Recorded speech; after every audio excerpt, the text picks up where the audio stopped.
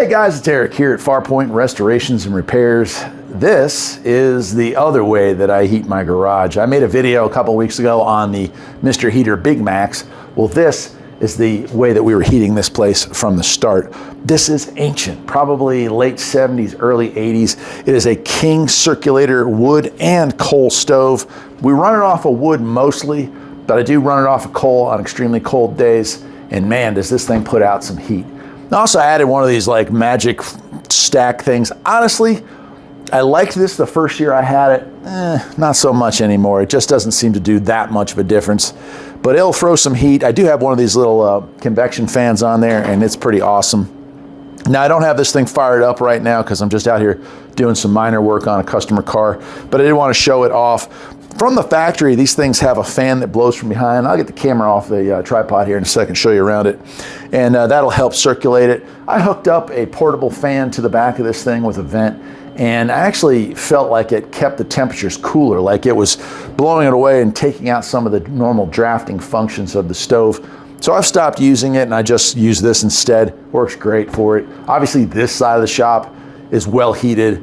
Over in the far corner there tends to get a little cooler, but now that I have the propane heater on the other side, the shop just stays warm. Let me get the camera off. We'll take a walk around this ancient piece of awesomeness and I'll show you how I keep my shop warm. Let's do it. All right, so here it is. The screen's taken some damage over the years. It's a little bent in, but it still works. And basically what you're looking at here is an encasement. The actual wood burning stove is inside of here. There's about a 2-inch gap on all sides. You can kind of see through there. And that gap allows all this area to be heated up and then to push off. On the front, we have our basic draft control, temperature controls through there.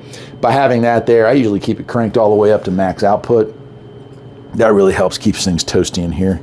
And like I said, I've got this little fan here that kind of uses heat and convection to spin. And I also have the little thermostat that I picked up at Lowe's that I use it to help me make sure that I don't need to add wood or if I need to turn the draft down slightly. On the back of this thing, there's not much to it. That spot right down there is where the fan used to go, right there. And again, that fan died, so we just kind of went with it. The rear hook up here for where the vent pipe comes out is about all you get. Let me open this up, show you inside here. And that's it. Now, you'll notice that the grates inside of this thing are not original. The original grates lasted a good long time, but broke right after I bought it, and I bought it probably from the third or fourth owner. And instead of trying to find the grates are available, but they cost a lot of money. So I just replaced it with a cast iron grate that would fit the rough size. I think I paid 30 bucks for it on eBay. Fire bricks, some of them are cracked and damaged. I do need to order some new ones. And you might notice there's a bit of a bend here. It got so hot it was warped before I purchased it. So there's some bends in this, but it hasn't really affected anything other than that. And the way this system works is you just, nice bed of coals, nice bed of wood, and then as it burns down into the bottom here, and you have a removable tray.